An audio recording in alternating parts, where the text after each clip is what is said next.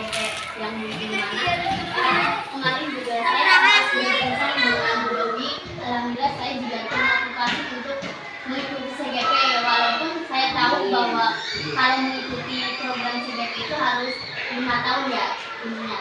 Tapi beliau mengatakan bahwa peraturan pemerintah itu bisa jadi diubah. Jadi kita sebagai, meskipun saya belum sarjana, tapi jangan patah semangat intinya, karena perubahan itu bisa terjadi gitu. Mungkin sekarang calon CGP itu mungkin harus 5 tahun lagi, tapi mungkin tahun depan bisa jadi 1 tahun sudah bisa calon CGP. Jadi mungkin bagi saya yang belum istilahnya masih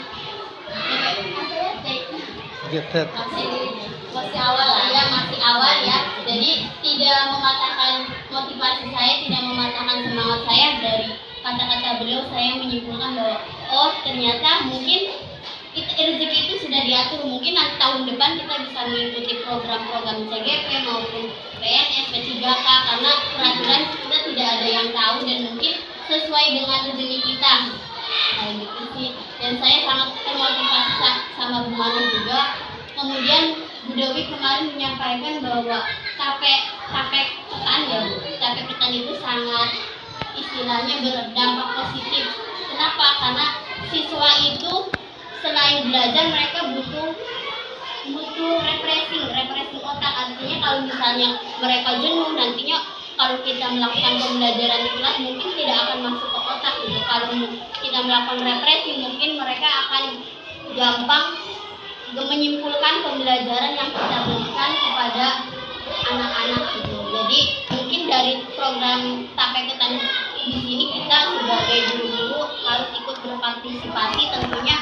Mungkin nanti per kelas itu harus bisa ikut membantu program Bu Mana tersebut, karena dampaknya bukan buat Bu Mana saja, karena buat kita semua gitu. Nanti anak-anak juga kayak tadi slogan tadi, dari siswa, oleh siswa, dan untuk siswa. Itu juga tujuannya untuk siswa. Tujuannya tadi apa? Salah satunya tadi untuk anak-anak itu melakukan refreshing otak, walaupun mereka itu tetap di sekolahan, tidak ke tempat yang lain ya. Mungkin biar mereka merasa senang juga berada di sekolah kita. Mungkin saja yang dapat saya sampaikan, kurang lebihnya mohon maaf. Wabillahi taufiq wal hidayah. Wassalamualaikum warahmatullahi wabarakatuh. Waalaikumsalam warahmatullahi wabarakatuh. Semangat buat yang muda. Semangat. Pada Siska, kalau sudah termotivasi dengan program-program yang tersebut, dilanjutkan dengan kesemangatan. Kegiatan yang kita hantarkan tidak saja dengan teman-teman yang di sekolah ini, bisa saja pengalaman itu dari sekolah.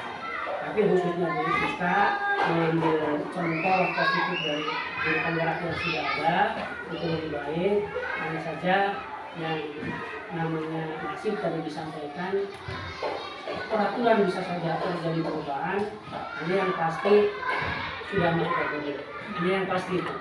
Kalau walaupun misalnya sudah tadi disampaikan bincang-bincang sudah 2 tahun atau 3 tahun, tapi kalau belum masuk Dapodik ya rasanya belum bisa. Tapi makanya mudah-mudahan besok setelah lulus di S1 bisa masuk pendekatan ke operator lah, pendekatan segala-galanya, karena operator kebetulan juga di sekolah kita.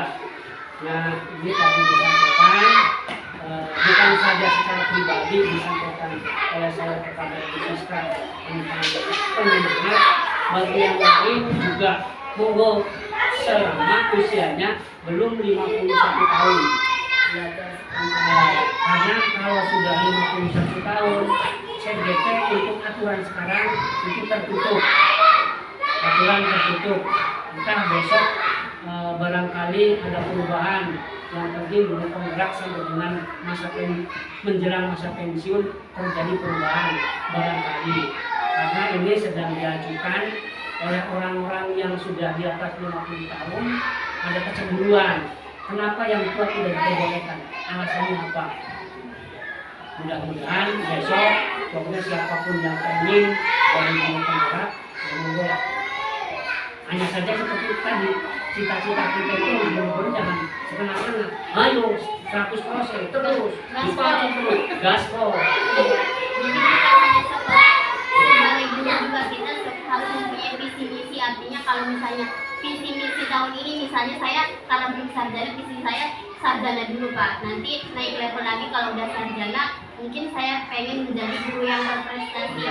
Artinya itu guru yang berprestasi di sini guru yang bisa menciptakan anak didiknya seperti guru-guru yang berprestasi. Artinya kalau misalnya saya hanya berprestasi untuk diri saya, itu artinya saya belum berprestasi Kak. Kalau misalnya saya udah berprestasi, saya bisa menciptakan peserta didik bisa berprestasi seperti saya, mungkin bisa lebih seperti itu.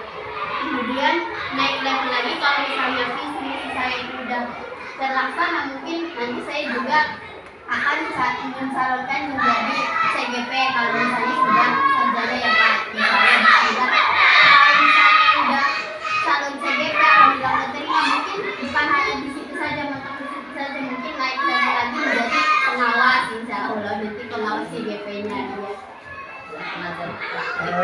Secara umum cukup umum wilayah selatan, saya ingin memberi motivasi kita itu jangan bisa dikalahkan, jangan bisa dikalahkan oleh guru-guru yang di wilayah utara.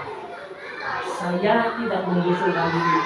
Waktu zaman dulu guru selatan itu tidak ada apa-apanya, yang umur dan lain sebagainya. Saya tidak mengusulkan diri. Saya dan Pak Dastan masuk di dua bareng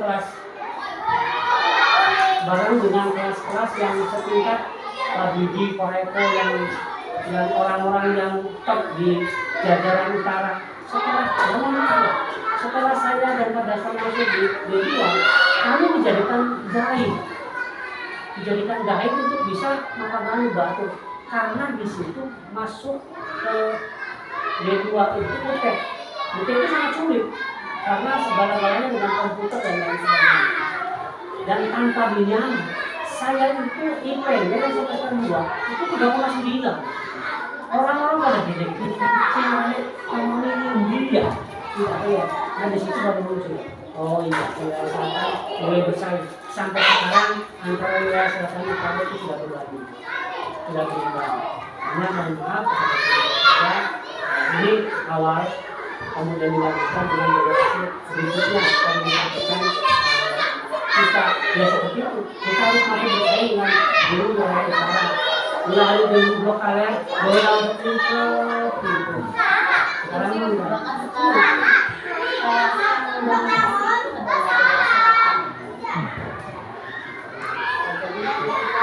harus benar-benar percaya ya.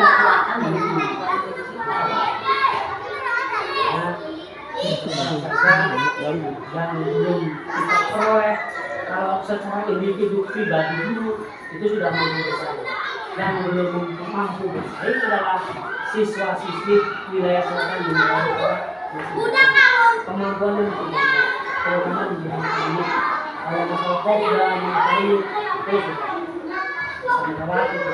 Tapi yang kali ini kita masih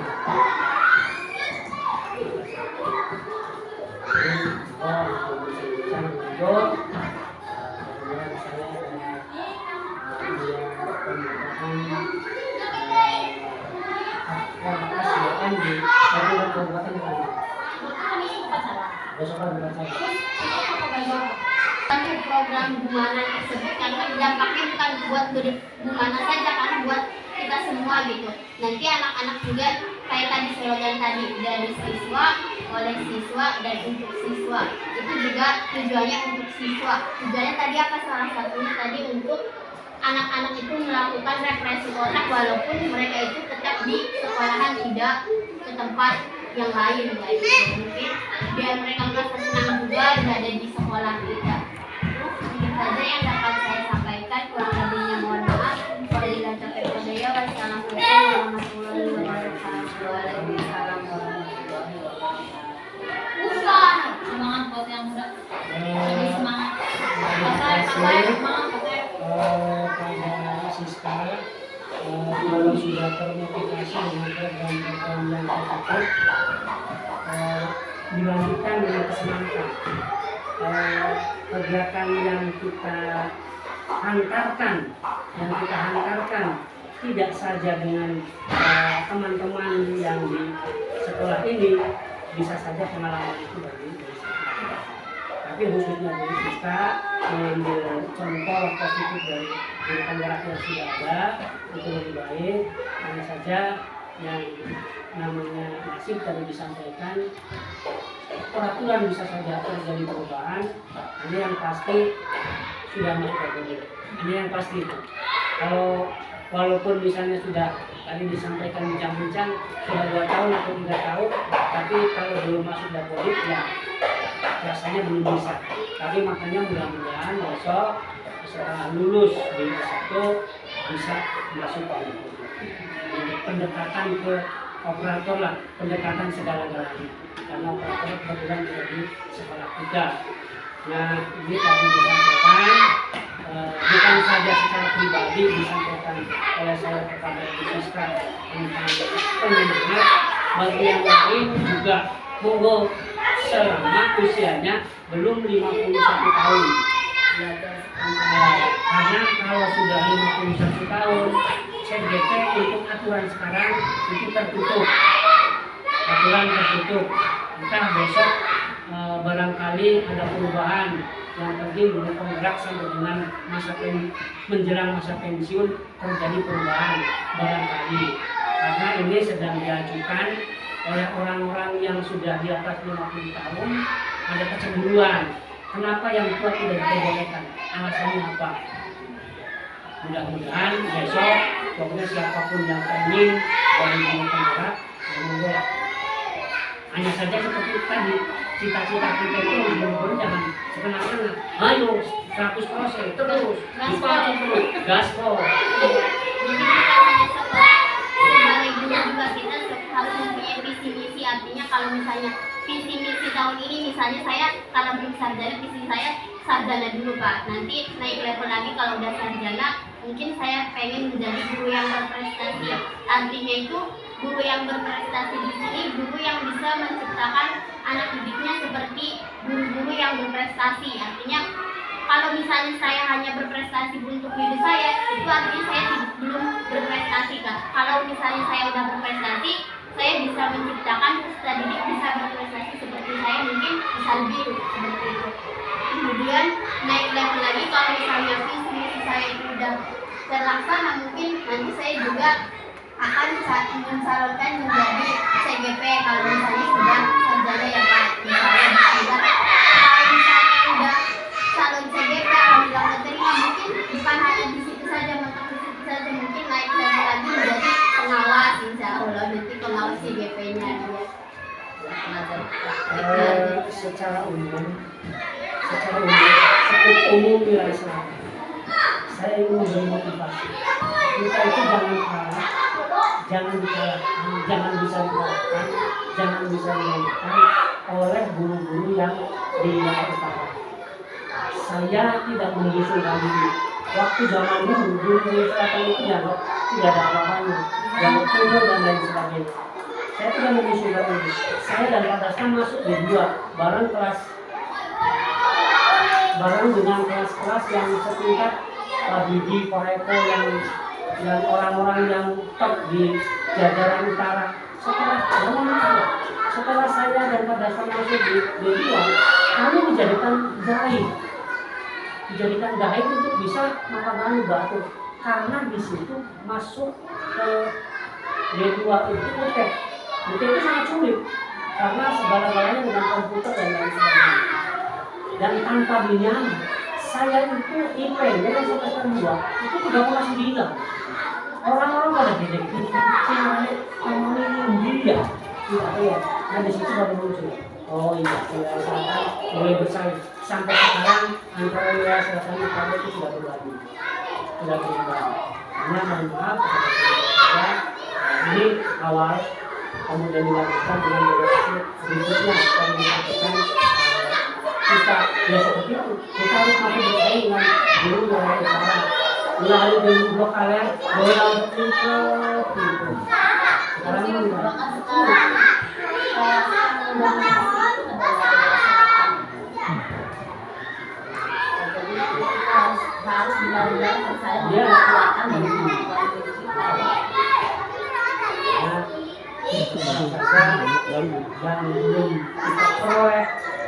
secara individu pribadi dulu itu sudah mampu bersaing. Yang belum mampu bersaing adalah siswa-siswi wilayah selatan di wilayah kemampuan dan kemampuan terutama di bidang teknik. Kalau masalah kopda, materi itu sudah bisa melewati itu. Tapi yang teknik kita masih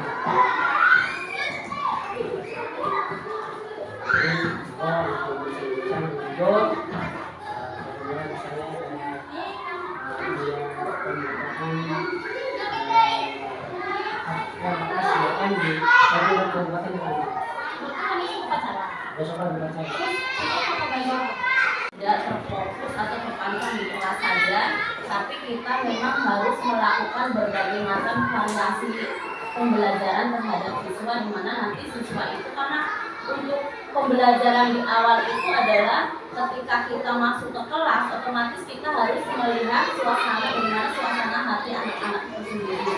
Kalau misalnya kita bisa melihat dan sesuai dengan KSF kemarin, kita bisa memberikan memberikan pada anak itu sebuah sebuah gambar emotikon yang bisa mereka tempel, atau misalnya mereka itu bisa mengungkapkan perasaannya lewat emotikon tersebut. Dan dari situ saya yakin tidak hanya kelas 1 ataupun kelas 3 saja, karena yang sudah melakukan emotikon itu kelas 1 dan kelas 3 Pak. Ya alhamdulillah, mudah-mudahan nanti untuk kelas-kelas yang lainnya juga bisa mengikuti. Emotikon itu atau roda emosi itu, roda perasaan itu kita untuk mengetahui bagaimana perasaan siswa ketika masuk ke dalam kelas. Ketika kita masuk, terus siswa di situ dibariskan dan untuk memilih apa perasaan mereka sesuai dengan emotikon tersebut. Jadi mereka bisa menyampaikan, misalnya ada emotikon marah, sedih, ataupun bahagia. Jadi mereka bisa menunjukkan perasaannya, dan disitulah kita sebagai guru harus bisa mendekati kenapa mereka itu marah, kenapa mereka itu sedih. Nah, ketika kita melihat banyak yang sedihnya, bagaimana kita sebagai guru untuk melakukan sebuah strategi baru terhadap pembelajaran itu, sehingga kita bisa melakukan pembelajaran tidak hanya di dalam kelas saja, bisa di luar kelas. Nah, kenapa saya memiliki program di sana itu memang karena awalnya tumbuh dari siswa. Jadi mereka itu sebenarnya banyak sekali ide-ide yang kita tidak ketahui dari siswa, dan itu sebenarnya patut kita hargai dan patut kita pertimbangkan. Dari suara-suara mereka itu kita bisa mengetahui apa sih maunya mereka gitu. Karena sekarang itu pembelajaran kita di sini itu adalah semuanya keberpihakan murid, semuanya itu tentang kita harus lebih mengedepankan murid, semuanya harus tentang murid dan murid. Jadi kita jangan hanya semaunya kita saja tanpa kita melihat dan tanpa kita mendengar keluh kesah dari murid itu sendiri. Nah, kenapa saya memiliki program itu dengan sebutan katakan itu belajar juga.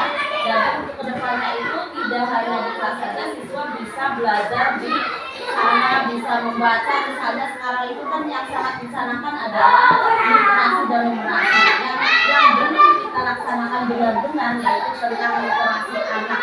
Anak itu sekarang itu jarang sekali mau untuk melakukan literasi. Di sana kalau misalnya taman itu sudah jadi, saya rasa semuanya kita juga harus memiliki sebuah jadwal, Pak. Jadi harus benar-benar terprogram, benar seperti yang Ibu Sita katakan tadi. Jadi misalnya dari yang merawat itu kan semuanya dan dididik oleh semua wali kelas. Saya rasa nanti kita harus mengatur jadwal terkait dengan pembuatan untuk lanjutan taman itu serta perawatannya. Jadi alhamdulillah kemarin kan Pak Sumar sudah menanam tape, bodi ya, ubi ya. Nanti itu bagaimana siswa dalam merawatnya, otomatis harus ada yang menyiram dan lain sebagainya. Itu juga nanti kita sepakati jadwal per kelasnya itu dalam merawat taman dan melakukan perubahan yang lebih baik lagi ke depannya. Gitu.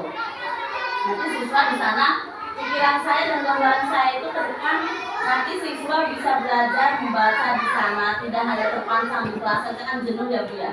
Jadi di sana sambil lihat alam seperti itu. Dan untuk yang itu kenapa kami dimasukkan ke sana, ke pohon, bekas pohon mangga, itu rencana nanti saya punya pikiran Pak untuk membuat seperti eri gini Pak. Itu apa sih namanya? Saung-saungan eri ya, itu kan lebih alami dan lebih menyatu dengan alam gitu kan. Di sini memang sekolahan kita itu kan memiliki sebuah aset, yang di sini adalah ada 7 aset, diantaranya adalah aset manusia, aset sosial, dan aset lingkungan alam. Nah, karena kita itu berada di sebuah pedesaan, otomatis kita itu lingkungan alam kita itu lebih kaya ya dibandingkan dengan daerah perkotaan. Nah di sini kita bisa memberikan pelajaran pada anak terkait dengan misalnya kunjungan ke pinggir sawah yang ada yang sedang menanam apa, kita bisa melihat para petani yang sedang menanam apa, jadi kita bisa melakukan kunjungan. Atau juga ada yang masyarakat sebagai peternak kambing, sapi, itu juga bisa dijadikan sebuah pembelajaran. Jadi kalau untuk masalah peternak sapi, kambing, kan ayam ada nggak ya kita? Ada. Nah, gimana? Pembawasri Pak. Oh, Pawasri. Nah, itu kita bisa kunjungi ke anak sebagai bahan pembelajaran. Untuk kunjungan misalnya ke ternak sapi atau kambing, itu kita juga bisa harus melihat jenjang kelas. Tidak mungkin kan kelas tinggi itu senang ke kandang melihat kambing atau sapi, jadi itu kita juga nanti ke depan harus memikirkan itu. Sapinya mesti disepak. Oh.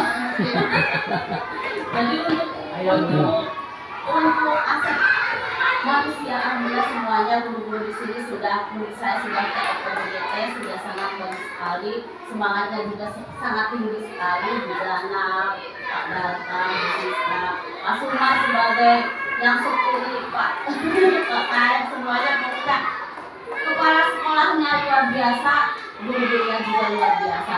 Untuk Pak Sumar sebagai yang paling tua dan Pak Muhammad itu kita harus memiliki sebagai inspirator kita dan memiliki semangat yang luar biasa meskipun sudah pada sepuh, itu harus menjadi modal kita sebagai seorang guru. Kita harus melakukan itu.